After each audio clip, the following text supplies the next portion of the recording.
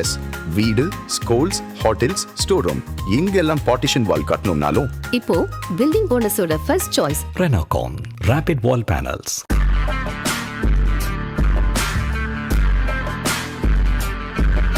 வணக்கம் ஜெயஹிந்த். இன்றைக்கி நம்ம சேனலில் ஒரு மிக முக்கியமான அப்டேட் பார்க்க போகிறோம். ஒரு சிஏஏவுடைய முன்னாள் அதிகாரி, ஒரு 15 வருடம் சிஏஏல பணிபுரிந்த ஒரு ஸ்பை மற்றும் ஒரு கவுண்டர் டெரரிசம் எக்ஸ்பர்ட். அவரோட பேர் ஜான் கிரியாக்கோ. இப்போது ஒரு பெரிய நோன் ஆத்தர், ஒரு டிஃபென்ஸ் எக்ஸ்பர்ட்டாக, இன்றைக்கி ஜியோ பொலிட்டிக்கல் எக்ஸ்பர்ட்டாக அமெரிக்காவுடைய தொலைக்காட்சிகளை நீங்கள் இவர் பார்க்க முடியும். ஒரு விசில் ப்ளோயராகவும் இருந்தார். சிஏக்குள்ளே நடக்கக்கூடிய சில முக்கியமான சட்டவிரோதமான செயல்களை வெளியில் கொண்டு வந்தார் அப்படின்றத பார்க்குறோம். அவரோட மனைவியும் ஒரு சிஏ அதிகாரியாக பணிபுரிஞ்சாங்க. அவர் சமீபத்தில் ஒரு இந்திய ஊடகத்துக்கு ஒரு பேட்டியை கொடுத்துருந்தார், ஏஎன்ஐக்கு ஒரு பேட்டி கொடுத்துருந்தார். அதில் நாம் இதுவரைக்கும் விடை தேடிக்கிட்டு இருந்த சில முக்கியமான கேள்விகள், குறிப்பாக அமெரிக்கா சார்பாக பல காலகட்டங்களில் அமெரிக்கா இந்தியாவுக்கு ஏன் எதிராக செயல்பட்டுச்சு அப்படின்ற கேள்விகளுக்கு இதில் விடை இருக்குது. ஏன்னா நீ வரக்கூடிய டைமில் இருக்கக்கூடிய ஜியோ பாலிட்டிக்ஸுமே இந்த அமெரிக்காவுடைய பார்வை என்ன, குறிப்பாக இந்தியா பாகிஸ்தான் பற்றி அப்படின்றத பொறுத்து இந்தியாவுடைய முடிவுகள் பல விஷயம் மாறும். அதை பற்றி தான் இப்போ நம்ம டீட்டெயிலாக பார்க்க போகிறோம். ஃபர்ஸ்ட் அண்ட் ஃபார்மோஸ்ட் பார்த்தீங்க அப்படின்னா, பாகிஸ்தானில் கணிசமான டைம் தன்னுடைய ஒரு 12 வருட வாழ்க்கையை பாகிஸ்தானில் வாழ்ந்தார். குறிப்பாக அந்த இரட்டை கோபுர தாக்குதலுக்கு பிறகு அல்கொய்தா மீது நடத்தப்பட்ட அந்த வார் ஆன் டெரர், ஆப்கானிஸ்தான் மேலே தாலிபான்கள் மற்றும் அல்கொய்தா மேலே நடத்தப்பட்ட அந்த அமெரிக்காவுடைய யுத்தத்தில் மிக முக்கியமான ஒரு கிரவுண்ட் லெவல் ஆஃபீஸராக இவர் இருந்திருக்கின்ற போது அந்த இன்புட்ஸ் அப்படின்றது நம்ம கரெக்டாக இருக்கும் அப்படின்னு நம்மளால் நம்ப முடியும். இப்போது இவருடைய மிக முக்கியமான சக்ஸஸ் அப்படின்றது செப்டம்பர் 11 சம்மந்தப்பட்ட இரட்டை கோபுர தாக்குதலில் சம்மந்தப்பட்ட ஒரு மிக முக்கியமான அல்கொய்தாவுடைய மெம்பர் அபு ஜுபைதாவை கண்டுபிடிச்சு கைது செய்தது 2002 இவருடைய இதுதான். பிறகு 2007 சிஏஏ கடைபிடித்த வாட்டர் போர்டிங் மற்றும் டார்ச்சர் சம்மந்தப்பட்ட சில உண்மை நிகழ்வுகளை இவர் வெளியில் வந்தார். பிறகு இவர் மேலே ஒரு கேஸ் போடப்பட்டு ஜெயிலில் இருந்தார், கிளாசிஃபைடு இன்ஃபர்மேஷனை லீக் பண்ணோன்னு சொல்லிட்டு. சர்வீஸில் இருக்கும்போது பல பதக்கங்களை பெற்றவர், கவுண்டர் டெரரிசம் அவார்டெல்லாம் இவர் வாங்கியிருக்காரு. ஸோ இவருடைய பார்வை என்னவா இருக்குது இந்தியா சம்மந்தப்பட்டது அப்படின்றத பார்க்கலாம். இந்தியாவுடைய ஒரு டேர்னிங் பாயிண்ட் அப்படின்னு நம்ம பார்க்கக்கூடியது 2008 மும்பை மீது நடத்தப்பட்ட தாக்குதல். 26 நவம்பர் மும்பை மீது நடத்தப்பட்ட தாக்குதல்.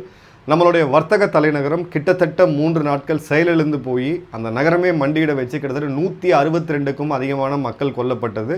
இதை விட டபுள் மடங்கு மக்கள் காயப்பட்டது. நம்மளுடைய என்எஸ்ஜியில் ஆரம்பித்து மும்பை போலீஸ்லேருந்து மெரைன் கமாண்டோஸ்லேருந்து பல பேர் இதில் உயிர் நீத்தாங்க.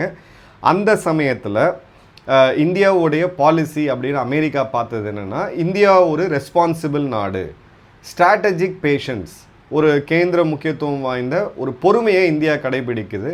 அதனால தான் பாகிஸ்தான் ஆதரவு பயங்கரவாதிகள் நடத்திய இத்தனை தாக்குதலையுமே இந்தியா பதிலுக்கு பாகிஸ்தானை தாக்கலை, இந்தியா ஒரு பெரிய ஒரு காஸ்க்காக இருக்கிறதுனால பார்க்கல அப்படின்றத அவங்க சொல்லியிருந்தாங்க. 2008 அன்னைக்கு அமெரிக்காவுடைய செயலராக இருந்த காண்டலிசா ரைஸ் அவர்கள் இந்த தாக்குதல், பதில் தாக்குதலை இந்தியா நடத்தக்கூடாது அப்படின்னு சொல்லி அரசாங்கத்துக்கு வலியுறுத்தினதா அன்றைய உள்துறை அமைச்சராக பதவியேற்ற சிதம்பரம் அவர்கள் ஒரு பேட்டியில் சமீப காலங்களில் சொல்லியிருந்ததை பார்த்தோம். இந்தியாவுடைய அன்னைக்கு இருந்த மிலிட்ரி லீடர்ஷிப் போருக்கு தயாராகிறதுக்கான எல்லா வேலையும் செஞ்சாங்க. கிட்டத்தட்ட, ஏன்னா நான் அன்றைக்கி இராணுவத்தில் நேரடியாக இருந்த டைம், எந்த இடம் எதுன்னு என்னால் டிஸ்க்ளோஸ் பண்ண முடியாது. பட் ஒரு முழு நேர யுத்தத்துக்கு இந்தியாவுடைய இராணுவம் தயாரானது முற்றிலும் உண்மை. ஆனாலும் நம்ம பாகிஸ்தானை ஒரு பதில் தாக்குதல் நடத்தலை, ஒரு ப்ரிசிஷன் ஸ்ட்ரைக் இல்லை, ஒரு துல்லியமாக பயங்கரவாதிகளை இன்றைக்கி ஆஃப் சிந்தூரில் தாக்கின மாதிரியான ஒரு தாக்குதலை இந்தியா நடத்தவே இல்லை. ஜியோ பொலிட்டிக்கலாக பார்த்தீங்கன்னா இந்தியா அமெரிக்கா உறவு அன்றைக்கி ரொம்ப நல்ல வகையில் தான் இருந்தது. அப்போ தான் நம்ம சிவில் நியூக்ளியர் பேக்ட்லாம் சைன் பண்ணிட்டு வரோம். ஒரு நல்ல பொருளாதாரமும் இருந்துச்சு அன்றைக்கி. இந்தியா கூட ஒரு ஸ்டேபிளான சுச்சுவேஷனில் தான் கண்ட்ரி இருந்துச்சு, அலாமிங்கான சுச்சுவேஷன் இல்லை.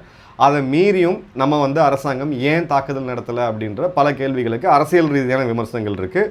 பட் இவர் சொல்கிற மிக முக்கியமான ஒரு விஷயம் என்ன அப்படின்னு பார்த்தீங்கன்னா, இந்த ஸ்ட்ராட்டஜிக் பேஷன்ஸ் அப்படின்றது இந்தியாவுடைய பாலிசியாக இருந்துச்சு. மேலை நாடுகளை பொறுத்த வரைக்கும் வெஸ்டர்ன் கண்ட்ரீஸுக்கு இது அணு ஆயுத போராக மாறிடும். பாகிஸ்தான் கொடுத்த அந்த வியூகம், அதாவது ஏதாவது ஒன்று எங்கள் மேலே போர் தொடுத்தால் நாங்கள் அணு ஆயுதத்தை நாடுவோம் அப்படின்னு சொல்லி இது ஒரு அணு ஆயுத போராக மாறிடும் அப்படின்ற அந்த ஒரு அச்சுறுத்தல் தான் உலக நாடுகள் மைண்டில் இருந்ததே தவிர இந்தியாவில் பொதுமக்கள் கொல்லப்படுறாங்க, இந்தியா பயங்கரவாதத்தால் பாதிக்கப்படுதுன்ற அந்த சீரியஸ்னஸ் வந்து மேலை நாடுகளுக்கு இல்லை. அமெரிக்காவும் அதே தான் நடத்திட்டு இருந்தாங்க. அதன் பிறகு பேரடிகமாக ஒரு ஷிஃப்ட் நடக்குது. அது எப்போ அப்படின்னு பார்த்தீங்கன்னா நம்மளோட ஊரியோடைய சர்ஜிக்கல் ஸ்ட்ரைக்கில், அதன் பிறகு பாலகோட், பிறகு 3வது ஆப்ரேஷன் சிந்தூர். இப்போ அவர் என்ன சொல்கிறாருன்னா இந்த ஸ்ட்ராட்டஜிக் பேஷன்ஸ், இந்தியாவுடைய பொறுமை வந்து பாகிஸ்தான் இந்தியா பயந்துக்குச்சுன்னு நினச்சிக்கிட்டாங்க, இந்தியாவை வந்து பயப்படுது, இந்தியா ஒரு வீக்கான ஸ்டேட் அப்படின்ற அந்த பிம்பத்தை ஏற்படுத்துச்சு. ஸோ அந்த நியூக்ளியர் பிளஃபை இந்தியா முதல் முறையாக கால் அவுட் பண்ணது ஆப்ரேஷன் சிந்தூரில். அவங்களுடைய அணு ஆயுதங்களை கிரானா ஹில்ஸில் நேரடியான தாக்குன முதல் இராணுவமாக நம்ம இராணுவம் இருந்துச்சு. அந்த ஒரு நியூக்ளியர் பிளஃப், அதாவது ஒரு பயங்கரவாத செயலை நீங்கள் செய்வீங்க, பதிலுக்கு நம்ம ஒரு ஆக்ஷன் எடுக்கிறோம் அப்படின்ற போது அந்த பயங்கரவாத செயலுக்கு, அந்த ஆக்ஷனுக்கு பதிலாக நாங்கள் அணு ஆயுதத்தை பயன்படுத்துவோம்னு சொல்லி ஒரு அணு ஆயுதத்தை ஒரு அம்பர்லாவாக ஒரு கேடயமாக பயன்படுத்திட்டு இருந்த பாகிஸ்தான் இன்றைக்கி அதை செய்ய முடியாத நிலைமைக்கு போயிருக்கிறத அவர் வரவேற்கிறார். அடுத்தது பார்த்தீங்க அப்படின்னா சிஏஏ ஏதாவது ஒரு பாடம் கற்றுக்குச்சா இந்த நவம்பரில் நடந்த தாக்குதலில், மும்பை தாக்குதல் அப்படின்ற போது அவர் என்ன சொல்கிறாரு, அப்போ இவர் வந்து நியூஸ் டிவிஸில் இப்போ பிரபலமாக இருக்கிறாரு. அப்போது அமெரிக்காவுடைய ஸ்கை நியூஸ் வந்து இவருக்கு கால் பண்ணுறாங்க, டிவி பாருங்கள் மும்பை வந்து தாக்கப்பட்டிருக்கு, மும்பை வந்து தாக்கப்பட்டதுனால இதில் வந்து எல்லா நியூஸும் கவர் பண்ணுறாங்க, பிரேக்கிங் நியூஸ், இங்கே உடனடியாக ஸ்டூடியோக்கு வாங்க அப்படின்னு சொல்லும்போது இவர் அவரோட மனைவி, அவங்க இன்னமும் சிஎல் அதிகாரியாக இருக்காங்க, அவங்ககிட்ட பேசுகிறாங்க. அப்போ அமெரிக்க ஊடகங்கள் எல்லாமே சொன்னது என்ன அப்படின்னு பார்த்தீங்கன்னா, இந்த ஒரு இதை செஞ்சது, அதாவது இந்த ஒரு செயலை செஞ்சது அல் கொய்தா அமைப்பினர் அப்படின்னு சொல்லியிருந்தாங்க. அல் கொய்தாவுக்கும் இந்தியாவுக்கும் எந்த சம்மந்தமுமே கிடையாது. அல் கொய்தாவுடைய பிரதான எதிரியாக அமெரிக்கா இருந்துச்சு, அமெரிக்காவோட பிரதான எதிரியாக வந்து அல் கொய்தா இருந்துச்சு. ஆனால் இவர் மட்டும்தான் இது பாகிஸ்தான் ஆதரவு பயங்கரவாதிகளால் செய்யப்பட்டது அப்படின்றத உறுதியாக முதல் முறையாக போய் நியூஸில் உடைக்கிறாரு. அதன் பிறகு அது ஒரு அட்வர்டைஸ்மெண்ட்டாகவே அவங்க போடுறாங்க, இந்த செய்தியை முதல்ல உடைச்சது நாங்கள் தான் அப்படின்னு சொல்லிட்டு. அந்த நியூஸை சொன்ன அதிகாரி இவர் தான். அதுக்கு அவர் கொடுக்கக்கூடிய பின்புலம் என்ன அப்படின்னா, ஒசாமா பின் லேடனை பாகிஸ்தான் இராணுவம் அமெரிக்க இராணுவம் ஆக்டிவாக தேடிட்டு இருக்கும்போது பாகிஸ்தானில் இருக்கக்கூடிய குவேட்டா, பெஷாவார், லாகூர் மற்றும் கராச்சி, இந்த 4 நகரங்களில் அமெரிக்காவுக்கு ஒரு மிலிட்ரி பேஸ் தேவைப்பட்டது ட்ரோன் ஸ்ட்ரைக் பண்ணுறதுக்கு மற்றும் இன்டெலிஜென்ஸ் மற்றும் சர்விலன்ஸ்னு சொல்லக்கூடிய ஐஎஸ்ஆர் ஆப்ரேஷன்ஸ்க்கு. அந்த இடத்துல அவங்க சில விஷயங்களை காம்ப்ரமைஸ் பண்ணுறாங்க. அது என்னென்னா, இவர் போய் ஒரு ரெய்டு ஒன்று பண்ணுறாரு. ரெய்டு பண்ணும்போது இந்தியாவுக்கு எதிராக செயல்பட்டு இருக்கக்கூடிய லஷ்கர் இ தொய்பா பயங்கரவாத அமைப்பினருடைய 3 முக்கியமான பயங்கரவாதிகள் கைது செய்யப்படுறாங்க அந்த ரெய்டில். அவங்கக்கிட்ட அல் கொய்தாவுடைய மேனுவல் இருக்குது, ஒரு தாக்குதலை எப்படி நடத்தணும்னு சொல்லக்கூடிய அல் கொய்தாவுடைய லிட்ரேச்சர் இருக்குது. அப்போ தான் அவங்களுக்கு தெரியுது அல் கொய்தா ஐஎஸ்ஐயோடைய ஆதரவோட லஷ்கர் இ தொய்பான்ற இந்தியாவுக்கு எதிரான பயங்கரவாத அமைப்புக்கு ட்ரைனிங் கொடுத்துக்கிட்டு இருக்காங்க அப்படின்னு சொல்லிட்டு. அப்போ இந்த செய்தி வரும் பொழுது இவங்க உடனடியாக அவங்க தலைமையகத்துக்கு அனுப்புகிறாங்க. அப்போ அதில் ஏன் ஆக்ஷன் இல்லைன்னு சொல்லி நம்ம சார்பாக ஒரு நிருபர் கேட்கும்போது அவர் என்ன சொல்கிறாருன்னா, நாங்கள் கொடுத்துட்டோம், வெள்ளை மாளிகை அன்றைக்கி வந்து ஆக்ஷன் எடுக்கலை. அவங்க என்ன பார்த்தாங்க அப்படின்னா, அமெரிக்காவுக்கு கண்டிப்பாக பாகிஸ்தானில் இருக்கக்கூடிய இந்த 4 இடங்களில் மிலிட்ரி பேசஸ் தேவை. இந்த நேரத்தில் அல் கொய்தாக்கும் எல்இடிக்கும் லிங்க் இருக்குது அப்படின்னு சொல்லும்போது அமெரிக்கா மற்றும் ஐநா சபை இது எல்லாமே அல் கொய்தா மேலே எல்இடி மேலே ஆக்ஷன் எடுக்க வேண்டியதாக இருக்கும். ஸோ அதை நாங்கள் ஓவர்லுக் பண்ணணும் அப்படின்றது. ஸோ இந்தியாவுக்கு ஏற்படக்கூடிய பாதிப்பை அமெரிக்கா ஓவர்லுக் பண்ணுது. எதனால் அப்படின்னு பார்த்தீங்கன்னா, அவங்க டார்கெட்டை அச்சீவ் பண்ணுறதுக்கு. ஸோ அமெரிக்கா தன்னோட நலத்தை தான் முதல்ல பார்க்குது அப்படின்றது தான் இதில் ஃபேக்ட். அவரே சொல்கிறார், எங்கள் நாடுகள் பல சமயங்கள் இதை பண்ணியிருக்காங்க அப்படின்னு சொல்லி அவர் சொல்கிறார். இன்னொரு நிகழ்வை நம்ம பார்ப்போம். அடுத்தது பார்த்தீங்க அவர் சொல்கிறது அப்படின்னு பார்த்தீங்கன்னா, ஏக்யூ கான், ஒரு ஜிஹாதி நியூக்ளியர் சயின்டிஸ்ட்னு சொல்லக்கூடிய ஏக்யூ கான், இவன் தான் வந்து ஜெர்மனியிலேருந்து அந்த நியூக்ளியர் சீக்ரெட்ஸை திருடி எடுத்துகிட்டு வந்து பாகிஸ்தானுக்கு ஒரு அணு ஆயுதம் தயாரித்து கொடுத்தது. அந்த காலகட்டங்களில் இஸ்ரேல் இந்தியாவை சொன்னாங்க, ஒன்று நீங்கள் அவங்கள தூக்குங்க, இல்லை நாங்கள் அவங்கள தூக்குறோம். இந்த ஒரு நாட்டுக்கிட்ட இஸ்ரேலை பொறுத்த வரைக்கும் எந்த ஒரு நாட்டுக்கிட்டையும் இஸ்லாமிய நாட்டுக்கிட்டையும் அணுகுண்டு இருக்கக்கூடாது அப்படின்றது, இந்தியாவை பொறுத்த வரைக்கும் தன்னுடைய மிகப்பெரிய எதிரியான பாகிஸ்தான்கிட்ட அணுகுண்டு இருக்கக்கூடாதுன்றது. ஸோ காமன் அப்ஜெக்டிவ் இருக்குது. பட் இஸ்ரேலோடைய அந்த ரைட்ஸை இந்தியா மறுத்தாங்க லாஸ்ட் மினிட்ல. அன்றைக்கி நடந்த உலக நிகழ்வுகள் என்னன்றது இன்னமும் கான்ஸ்பிரசியாக தான் இருக்குது. அதை பற்றி நெட்ஃப்ளிக்ஸில் ஒரு படம் கூட வந்திருக்கு, போய் பாருங்கள். இப்போது இந்த சமயத்தில் ஏக்யூ கான் அமெரிக்காவோட ரேடாரில் ஏன் இல்லை அப்படின்ற கேள்வி எழுது. அதுக்கு அவர் என்ன சொல்கிறாருன்னா, ஏக்யூ கான் வந்து ரொம்ப ப்ரெடிக்டபிளான ஒரு ஆள், அவர் எங்கே இருக்கார், என்ன பண்ணிகிட்டு இருக்காரு எல்லாமே எங்களுக்கு தெரியும். வடகொரியாவுக்கு அணு ஆயுதங்களை திருடி வித்த அந்த குற்றச்சாட்டு ஏக்யூ கான் மேலே இருக்குது. இது ஏக்யூ கான் தான் செஞ்சதுன்றது எங்களுக்கு நல்லாவே தெரியும். இதே இஸ்ரேலாக இருந்ததுன்னா ஏக்யூ கானை தூக்கியிருப்பாங்க. எப்படி ஈரானோட அணுசக்தி விஞ்ஞானிகளை கொல்றாங்களோ அதே மாதிரி இஸ்ரேல் கொண்டு இருப்பாங்க. பட் இந்த இடத்துல அமெரிக்கா அதை பண்ணலை அப்படின்றதுக்கான காரணத்தை அவர் சொல்கிறாரு. ஏன் பண்ணலைன்னா ஏக்யூ கானுக்கு மிக மிக முக்கியமான உதவிகளை செஞ்சு வந்துக்கிட்டு இருந்தது அன்னைக்கு இருந்த சவுதி அரசாங்கம். சவுதி அரசாங்கம் அமெரிக்காட்ட போய் ஒரு கோரிக்கை வைக்கிறாங்க, ஏக்யூ கானை எதுவும் பண்ணிடாதீங்க, எங்களுக்கு சார்பாக இருக்கும், நாங்கள் தான் அந்த ஃபண்டிங் பண்ணிகிட்டு இருக்கோம்னு சொல்லிட்டு. அமெரிக்காவுக்கும் சவுதிக்கும் என்ன டீலு? ஆயில் உலகத்தில் நீ வந்து டாலர் மூலிமா விற்றுக்கோ, அதனால் எங்களுக்கு பெனிஃபிட்டு, அதே மாதிரி எங்ககிட்ட வந்து நீ ஆயுதம் வாங்கு. இதை தாண்டி அமெரிக்கா சவுதி அரேபியாவுக்கு பார்த்தீங்கன்னா ஒன்றுமே கிடையாது. இன்ஃபேக்ட் அந்த இரட்டை கோபுர தாக்குதலில் அதிகமான பயங்கரவாதிகள் பார்த்தீங்க அப்படின்னா சவுதியிலேருந்து தான் வந்திருந்தாங்க.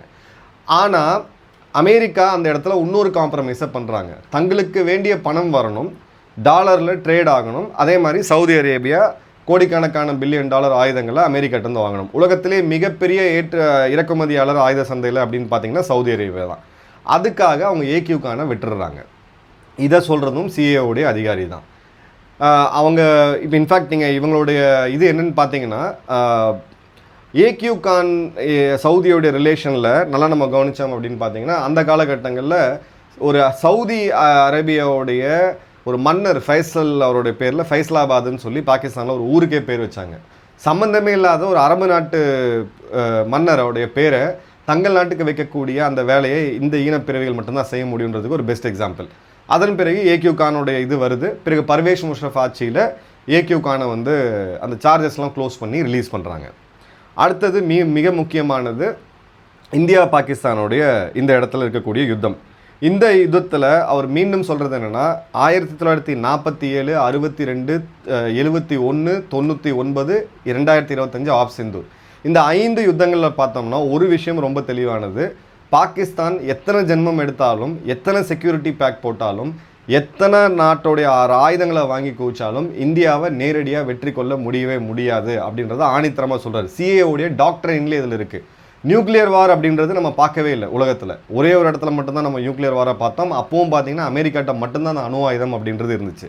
ஸோ ஏக்யூ கானுடைய இந்த அணு ஆயுதம் அதுக்கு பிறகு நடந்த அரசியலில் இந்தியாவை எந்த காலத்திலையும் வெற்றி கொள்ள முடியாது அப்படின்றது பாகிஸ்தானுக்கு நல்லாவே தெரியும். ஆனாலும் அந்த நாட்டை ஒருமைப்படுத்தக்கூடியது அப்படின்றது இந்தியா வெறுப்பு மற்றும் ஹிந்து வெறுப்பு. ஸோ எப்பப்பெல்லாம் பாகிஸ்தான் சிதறண்டு போகக்கூடிய சூழ்நிலை வருதோ அந்த நேரத்தில் இந்தியா மீது ஒரு தாக்குதலை அவங்க நடத்துவாங்க அப்படின்றது இவர் சொல்கிறாரு. ஆனால் அவர் சொல்லக்கூடிய இன்னொரு விஷயம், இந்த 5 யுத்தங்களால் ஒரு காலத்தில் இந்தியாவோட ஒரு மிகப்பெரிய பொருளாதாரமாக இருந்த பாகிஸ்தான், ஷைனிங் ஸ்டார் ஆஃப் ஏஷியான்னு சொல்லப்பட்ட பாகிஸ்தான், இன்றைக்கி 25 முறை IMFல போய் பிச்சை எடுக்கக்கூடிய நிலைமையில் இருக்குது அப்படின்றதுக்கு அந்த 5 யுத்தங்கள் காரணம். ஸோ இன்றைக்கி வரக்கூடிய காலங்களில் இந்தியாவோட ஒரு 2 நாள் யுத்தமாக இருந்தாலும் அந்த இடத்துலையும் இந்தியா தீர்க்கமாக ஜெயிக்கும். அதே சமயம் பாகிஸ்தான் இன்னும் சரியும் அப்படின்றது தான். அதுக்கிட்ட கேட்ட அடுத்த கேள்வி பார்த்திங்கன்னா பாகிஸ்தான் மற்றும் சவுதி கிட்ட இருக்கக்கூடிய டிஃபென்ஸ் பேக்ட்டு, அதை வந்து அவர் பார்த்து சிரிக்கிறார். அவரோட அனாலிசிஸ் 3 தான். சவுதி அரேபியாவில் யார் இராணுவத்தில் சேருவா? சவுதி அரேபியாவில் யாராவது இராணுவத்தில் சேருவாங்கன்னா கண்டிப்பாக கிடையாது. சவுதி அரேபியாவில் பிறந்திருந்தால் நீங்கள் அதிகாரியாக நேரடியாக சேருவீங்களே தவிர, நீங்கள் ஜென்ரல் ஆவீங்களே தவிர, நீங்கள் கிரவுண்ட் சோல்ஜராக உங்களால் என்றைக்குமே இருக்க முடியாது. அந்தளவுக்கு ஒரு லக்ஸுரி வாழக்கூடிய ஒரு சமூகம். அப்போ சவுதி அரேபியாவோட இன்றைக்கி இருக்கக்கூடிய இராணுவத்தில் இருக்கிறது யாருன்னு பார்த்தீங்கன்னா இதே பாகிஸ்தானியர்கள் தான். பாகிஸ்தானியர்கள் இராணுவத்திலேருந்து ஓய்வு பெற்ற அதிகாரிகள், வீரர்கள் மற்றும் இங்கேருந்து போய் அங்கே பாகிஸ்தானில் சர்வ் பண்ணுறவங்க, சவுதியில் சர்வ் பண்ணுறது அதிகம். சவுதி அரேபியாவுடைய கிரவுண்ட் ஃபோர்ஸ் அப்படின்றது நத்திங் பட் பாகிஸ்தான். இது அவருடைய அனுபவம், சவுதியில் வாழ்ந்த அனுபவத்தில் அவர் தெளிவாகவே சொல்கிறாரு. அங்கே இருக்கக்கூடிய லக்ஸரியில் வாழ்ந்தவங்களுக்கு கிரவுண்ட் லெவலில் இறங்கி நீங்கள் நாட்டுக்கு சண்டை போடுறது அப்படின்றது கண்டிப்பாக கிடையாது. ஸோ சவுதியோடைய இராணுவம் வந்து பாகிஸ்தானுக்கு ஆதரவு கொடுக்குமா அப்படின்னா அங்கே சவுதி இராணுவத்தில் ஏற்கனவே இருக்கிறது பாகிஸ்தானியர்கள் தான். இது ஃபஸ்ட்டு ஃபேக்ட். இவங்க ஹவுத்திகளுக்கு எதிரான யுத்தத்தில் ஹவுத்திகள் சவுதி இராணுவத்தை எந்த அளவுக்கு நொறுக்கி எடுத்தாங்க அப்படின்றத நம்ம பார்த்தோம். சிரியாவில் இவங்களுடைய தாக்குதல் எந்த அளவுக்கு இருந்துச்சு, சவுதி இராணுவம் எந்த அளவுக்கு தாக்கப்பட்டாங்க அப்படின்றதையும் நம்ம பார்த்தோம். ஹவுத்திகள்கிட்ட ஒரு பாதுகாப்புக்காக தான் மீண்டும் கோடிக்கணக்கான பில்லியன் டாலர் கொண்டு போய் இவங்க அமெரிக்காவில் கொடுத்ததையும் பார்த்தோம். ஸோ இந்த டிஃபென்ஸ் பேக்ட் அப்படின்றது இந்தியா பாகிஸ்தான்ற அந்த ஈக்குவேஷனை எந்த விதத்துலையும் மாற்றாது அப்படின்றத இவர் உறுதிப்பட சொல்கிறாரு. அதன் பிறகு பார்த்தீங்க அப்படின்னா அமெரிக்கா மற்றும் சவுதியோடைய ரிலேஷன் இல்லை, அமெரிக்கா கல்ஃப் நாடுகளுடைய ரிலேஷன் அப்படின்றது ஒன்றுமே கிடையாது. Just oil and money. அதை தாண்டி அமெரிக்காவுக்கும் அவங்க மேலே எந்த ஒரு பாசமும் கிடையாது, கல்ஃப் நாடுகளுக்கும் இவங்க மேலே எந்த பாசமும் கிடையாது. இப்போது ட்ரம்ப்போடைய இன்னைக்கு காலகட்ட அரசியலில் 2 விஷயத்தை அவர் சொல்கிறாரு. என்ன சொல்கிறாருன்னு பார்த்தீங்கன்னா, மிடில் ஈஸ்ட்டு குறிப்பாக யூஎஸ் டிபெண்டன்ஸ் ஆன் சவுதி இன்றைக்கி வந்து கம்மியாகிட்டே வருது. சவுதியும் இந்தியா அமெரிக்கா, சவுதி, குவைத் போன்ற நாடுகள் அமெரிக்காவை விட்டு இந்தியா, சைனா போன்ற நாடுகளோட அவங்களுடைய ரிலேஷன்ஷிப்பை வந்து அதிகப்படுத்துகிறாங்க. அதே மாதிரி அமெரிக்காவுடைய ஃபாரின் பாலிசி, உலகத்துடைய ஜனநாயக காப்பாளன்னு தன்னை சொல்லிக்கக்கூடிய அமெரிக்கா பர்வேஷ் முஷ்ரஃப் மாதிரி இல்லை அசிம் முனீர் மாதிரியான சர்வாதிகாரிகள் கிட்ட ஏன் இவ்வளோ வந்து நெருக்கமாக இருக்கிறாங்க, இப்போவும் நீங்கள் அதை தப்பாக பண்ணுறீங்க அப்படின்னு கேட்கும் பொழுது, யூஎஸ் ஃபாரின் பாலிசி அப்படின்றது அன்னைக்கு நேஷனல் இன்ட்ரெஸ்ட் என்ன, அன்றைக்கி இருக்கக்கூடிய அதிபர் இன்றைக்கி அந்த நாட்டுக்கு என்ன தேவையோ நல்லது கெட்டதோ அதுக்கு தகுந்த மாதிரி தான் அவங்க பாலிசியை தவிர டெமோக்ரஸியோ ஹியூமன் ரைட்ஸோ இல்லை மக்களுடைய அந்த ப்ரொடெக்ஷனோ சிவில் ரைட்ஸ்ன்னு சொல்லக்கூடிய சிவில் லிபர்ட்டின்னு சொல்லக்கூடிய எதுவுமே அமெரிக்காவுக்கு ப்ரையாரிட்டி கிடையாது. இன்றைக்கி தனக்கு என்ன காரியம் ஆகணும் அப்படின்றதுக்காக தான் அவங்க அந்தந்த டைமில் இருக்கக்கூடிய சர்வாதிகாரிகளை பயன்படுத்தியிருக்காங்க அப்படின்றதான் இவருடைய கூற்று. எக்ஸாக்ட்லி அமெரிக்காவுடைய ஃபாரின் பாலிசி அப்படின்றது தொலைநோக்கு பார்வை அற்றது அப்படின்றது இன்னொரு முறையாக ப்ரூவ் ஆகுது. இப்போது அமெரிக்காவுக்கும் பாகிஸ்தானுக்கும் இருக்கக்கூடிய இந்த நெருக்கமுமே பாகிஸ்தானை தற்காலிகமாக யூஸ் பண்ணி இவங்க டிஸ்போஸ் பண்ண போகிறாங்களே தவிர இது ஒரு பெரிய ஸ்ட்ராட்டஜிக் பார்ட்னர்ஷிப்பாக போகாது. ஏன்னா அமெரிக்காவுடைய ஃபாரின் செக்ரட்டரி மார்க்கோ ரூபியோ நேற்று ஒரு பேட்டியில் சொன்னது, எங்களுடைய நட்பு பாகிஸ்தான்றது not at the cost of India, India எங்களுக்கு முக்கியமான நாடுன்னு சொல்லி இந்த பெல்ட் அடிக்கிறதுக்கான அடிப்படை காரணமே இன்னைக்கு ஈரானை வீழ்த்துறதுக்கு பாகிஸ்தான் தேவை. அன்னைக்கு எப்படி ஈராக்கை வீழ்த்துறதுக்கு அன்றைக்கி எப்படி அந்த காலகட்டங்களில் சவுதியை பாதுகாக்கிறதுக்கு பாகிஸ்தான் தேவைப்பட்டதோ, வார் ஆன் டெரருக்கு அல்கொய்தாக்கு எதிராக பாகிஸ்தான் தேவைப்பட்டதோ அந்த அளவுக்கான தேவை தான் இன்றைக்குமே இருக்கே தவிர இந்த நாடு மீண்டும் அமெரிக்காவோடு இணைந்து இவங்க சொல்கிற மாதிரி அந்த 3 ட்ரில்லியன் அளவுக்கான கனிம வளங்களை எடுத்து பாகிஸ்தான் பெரிய ஒரு சக்தியாக வரும்னு யாராவது எதிர்பார்த்தாங்கன்னா அது தவறு. ஒரு சிஏஓடைய கிரவுண்ட் ஆஃபீஸர் கொடுக்கக்கூடிய அந்த இன்புட் அப்படின்னு பார்க்கும்போது ரொம்ப தெளிவான பார்வை இருக்குது. உங்கள் கமெண்ட்ஸ்ன்றதை கமெண்ட் பாக்ஸில் போடுங்க. நன்றி, வணக்கம், ஜெய்ஹிந்த்.